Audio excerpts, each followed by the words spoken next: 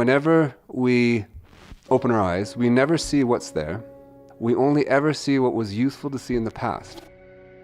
I'm Bo Lotto, and I'm a professor of neuroscience at University College London, and I study perception and how the brain makes meaning.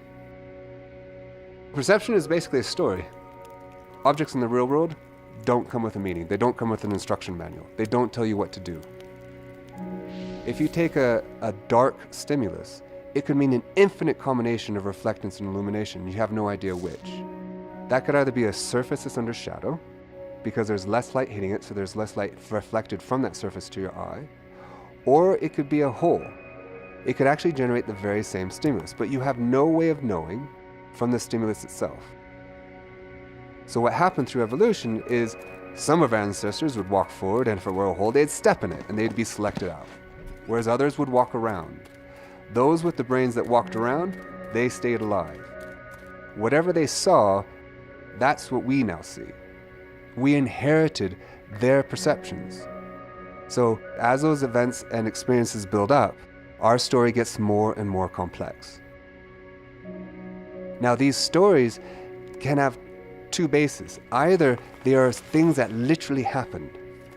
They are truly physically experiential, but they can also be events that happen in our minds. We can imagine. And what's remarkable is when we imagine something, it activates the same part of our brain as if we're actually seeing it. So an imagined perception is the same as a real perception. This has tremendous impact for thinking about the narratives that a culture tells itself. Being social is fundamental to who we are. If you are excommunicated from your group, you died. So it's hugely important for us to belong. One consequence of that is that we will come to see differences between people. But through the power of narrative, we can actually change those biases. We can tell a different story, and we have. For me, the best technologies make the invisible visible. And that will change the way we will see someone else.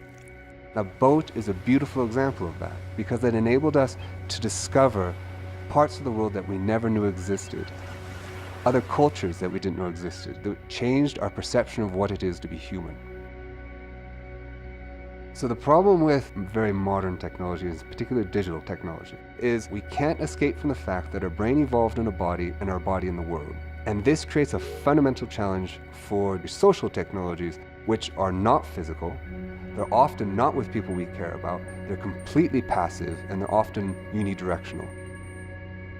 So in my view, the future of technology is not to replace what the physical world is, because we'll never be able to do that effectively.